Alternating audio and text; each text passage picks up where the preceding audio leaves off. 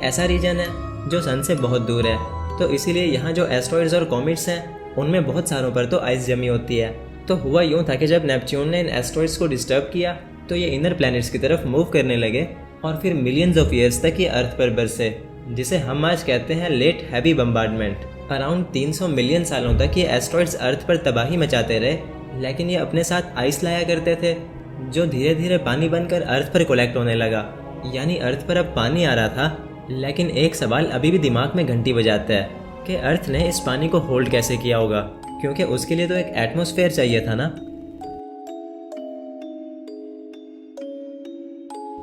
दोस्तों, एक एटमॉस्फेयर के बारे में बात करने से पहले हम ये जान लेते हैं कि एटमॉस्फेयर होता क्या है और ये करता क्या है। दोस्तों, एक एटमॉस्फेयर एक्चुअली गैसेस की एक चादर होती है जो एक प्लैनेट के अराउंड तब बनती है जब प्लैनेट के पास बहुत सारी गैसेस होती हैं और वो गैसेस ग्रेविटी की वजह से प्लैनेट के गिर्द होल्ड हो जाती हैं। तो ये चादर बहुत सारे फंक्शंस करती है, जैसे प्लैनेट के टेम्परेचर को मेंटेन रखना, सन से आने वाली हार्मफुल रेडिएशंस को प्लैनेट के अंदर ना घुसने देना, प्लैनेट के अंदर जो गैसेस हैं उन्हें प्लैनेट से बाहर ना जाने देना, वेदर्स को कंट्रोल करना और एक वाटर साइकिल बनाना जिससे कि वाटर प्लैनेट से बाहर ना जाए, वाटर इवेपोरेट होकर एटमॉस्फेयर के अंदर ही रहे और वापस बरस जाए बारिश बन के। तो ये सब काम होते हैं एक एटमॉस्फेयर के, और अर्थ का एटमॉस्फेयर भी यही सब करता है। जब प्लांट्स ऑक्सीजन बनाते हैं तो अर्थ का एटमॉस्फेयर वो ऑक्सीजन अर्थ से बाहर जाने नहीं देता, ये ऑक्सीजन को अपने ही अंदर होल्ड करता रहता है जिससे हम लोग सांस ले पाते हैं। ऐसे ही जब पानी वेपोराइज होता है तो वो भी एटमॉस्फेयर में जमा होने लगता है जिससे क्लाउड्स बनते हैं और पानी वापस बरस जाता है बारिश बन के। यानी अगर एटमॉस्फेयर नहीं होगा तो कोई भी गैस, फिर चाहे वो ऑक्सीजन हो, कार्बन डाइऑक्साइड हो या इसके अलावा कोई भी गैस हो, वो स्पेस में चली जाएगी और पानी भी इवेपोरेट होकर सीधा स्पेस में चला जाएगा। तो अगर एटमॉस्फेयर नहीं होगा तो ना तो अर्थ पर पानी होगा और ना ही लाइफ। तो चलो अब जानते हैं कि अर्थ का एटमॉस्फेयर कैसे बना। दोस्तों, जब हमारी अर्थ पैदा हुई तो इसने सोलर नेबुला से कुछ गैसेस तो अट्रैक्ट की थी, लेकिन क्योंकि उन गैसेस को होल्ड करने के लिए कोई एटमॉस्फेयर नहीं था तो वो गैसेस स्पेस में एस्केप कर गई। और फिर भी कुछ गैसेस जो बची थी तो उन्हें सन से आने वाली सोलर विंड्स ने उड़ा दिया। तो सवाल ये आता है कि जब कोई गैस बची ही नहीं तो एटमॉस्फेयर आखिर कैसे बन पाया। तो दोस्तों, हुआ ये कि आज से 4.4 बिलियन साल पहले जब अर्थ ठंडी हो रही थी तो अर्थ पर एक ऐसी वोल्केनिक एक्टिविटी स्टार्ट हुई जिसने अर्थ का नक्शा ही बदल दिया। ये वोल्केनिक एक्टिविटी इतनी इंटेंस थी कि इसने पूरी अर्थ को लावा से भर दिया, जिसे हम आज कहते हैं हेडियन इयोन। हेडियन एक ग्रीक वर्ड है जो निकला है हेडिस से।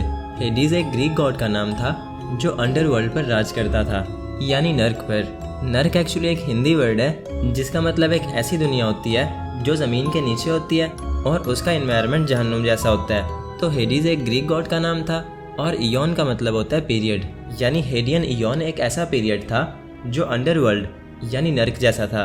ये पीरियड भले ही बहुत भयानक था, लेकिन इसी पीरियड में हमारी अर्थ का एटमॉस्फेयर बना, क्योंकि जो गैसेस उस लावा से निकल रही थी उन्हें अर्थ की ग्रेविटी ने अपने गिर्द होल्ड कर लिया, जो धीरे धीरे एक एटमॉस्फेयर को जन्म देने लगी। जिससे हुआ ये कि जो पानी उन एस्ट्रॉइड्स से अर्थ पर आ रहा था वो कई 100 मिलियन सालों तक अर्थ पर कलेक्ट होता रहा और फिर बार बार बरसता रहा बारिश बन के। इन बारिशों ने अर्थ पर ओशंस बनाए, रिवर्स बनाए और बहुत सारा पानी हमारी सरफेस ने ऑब्जॉर्व करके नीचे भी भेज दिया, जिसे हम आज ज़मीन से निकाल कर यूज़ करते हैं। यानी अर्थ पर जितना भी पानी आज मौजूद है, फिर चाहे वो ज़मीन के ऊपर हो या ज़मीन के नीचे, वो सारा अर्थ पर शुरू से नहीं था, बल्कि हर एक बूंद बाहर से आई। तो जब भी आप नेक्स्ट टाइम पानी पियो तो ये सोच कर पीना कि मैं स्पेस से आई हुई एक चीज़ पी रहा हूँ जो बिलियंस ऑफ ईयर्स पुरानी है। तो खैर, अर्थ पर अब एटमॉस्फेयर आ चुका था, लेकिन इस एटमॉस्फेयर को प्रोटेक्ट करने के लिए भी तो कुछ होना चाहिए था ना। तो इसीलिए अर्थ ने एक मैग्नेटिक फील्ड बनाई, जो अगर ना होती तो शायद आज एटमॉस्फेयर भी ना होता।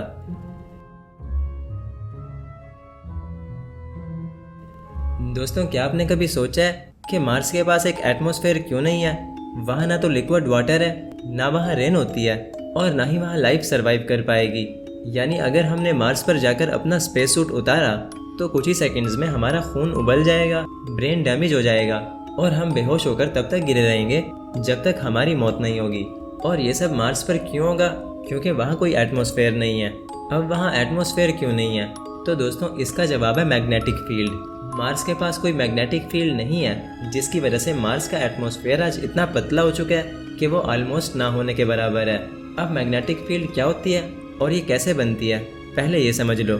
दोस्तों मैग्नेटिक फील्ड एक्चुअली एक मैग्नेट के गिर्द बनती है जो चीज़ों को अट्रैक्ट और रिपेल करती है। जैसे जब भी हम किसी लोहे की चीज़ को एक मैग्नेट के करीब लाते हैं तो एक इनविजिबल फोर्स उस चीज़ को अपनी तरफ खींच लेती है, और ऐसे ही जब हम मैग्नेट के दो सेम पोल्स को एक दूसरे के पास लाते हैं तो वही इनविजिबल फोर्स उन दोनों मैग्नेट्स को दूर फेंक रही होती है। तो इसी इनविजिबल फोर्स को हम मैग्नेटिक फील्ड कहते हैं, और ऐसी ही मैग्नेटिक फील्ड अर्थ के पास भी है। अर्थ के कोर में बहुत सारा पिघला हुआ आयरन है जिसकी कंटिन्यूअस मूवमेंट से अर्थ के गिर्द एक मैग्नेटिक फील्ड क्रिएट हो रही है और अर्थ एक बहुत बड़ा मैग्नेट बनी हुई है। अब अर्थ की ये मैग्नेटिक फील्ड क्या करती है? ये सन से आने वाली खतरनाक सोलर विंड्स को रिपेल करती है और उसे हमारे एटमॉस्फेयर तक नहीं पहुंचने देती। यानी अगर अर्थ के पास ये मैग्नेटिक फील्ड ना होती तो सोलर विंड सीधा हमारे एटमॉस्फेयर से टकराती और उसे धीरे धीरे डिस्ट्रॉय कर देती, जैसे आज मार्स के साथ हुआ है। ऐसा माना जाता है कि बिलियंस ऑफ ईयर्स पहले मार्स के पास भी एक मैग्नेटिक फील्ड हुआ करती थी जिसने मार्स के एटमॉस्फेयर को और उसके ओशंस को प्रोटेक्ट कर रखा था। मार्स पर भी लिक्विड ओशंस थे और वहाँ अर्थ जैसा ही इन्वायरमेंट था, बट सिर्फ तब तक जब तक वो मैग्नेटिक फील्ड थी। कहते हैं मार्स की वो मैग्नेटिक फील्ड कहीं गायब हो गई और मार्स के सारे समंदर स्पेस में चले गए। मार्स एक मिट्टी का ढेर बन गया, और इसे मैंने मार्स के पार्ट 3 वाले वीडियो में अच्छे से एक्सप्लेन भी किया था। इस वीडियो को भी मैं एंड स्क्रीन पर डाल दूंगा और बायो और पिन कमेंट में भी ये आपको मिल जाएगी। तो खैर टॉपिक पर वापस आते हैं। दोस्तों बात हो रही थी मैग्नेटिक फील्ड की, तो अर्थ की मैग्नेटिक फील्ड ने अर्थ के एटमॉस्फेयर को प्रोटेक्ट किया और यूं हमारा एटमॉस्फेयर तबाह होने से बच गया। अब अर्थ पर एक एटमॉस्फेयर था, एक मैग्नेटिक फील्ड भी थी। तो चलो अब सबसे ज़रूरी सवाल की तरफ बढ़ते हैं कि अर्थ पर लाइफ कैसे स्टार्ट हुई।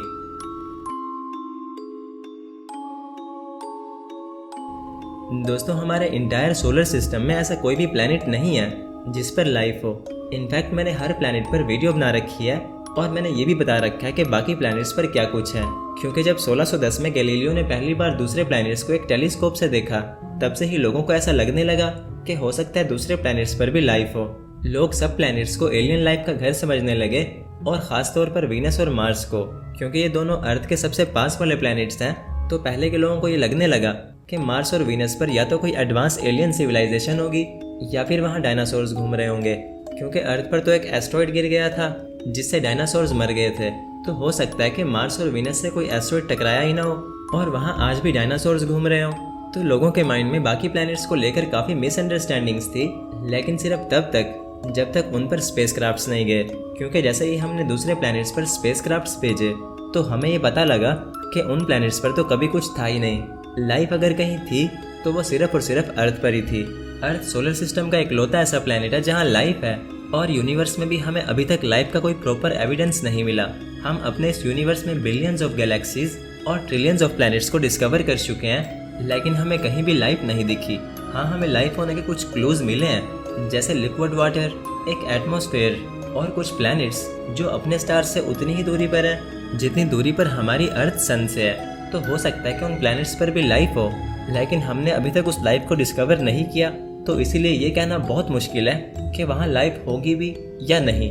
इट मीन्स लाइफ इस यूनिवर्स की सबसे रेयर चीज़ है, और अर्थ पर ये लाइफ कैसे स्टार्ट हुई ये एक बहुत ही लंबा टॉपिक है जिसे हम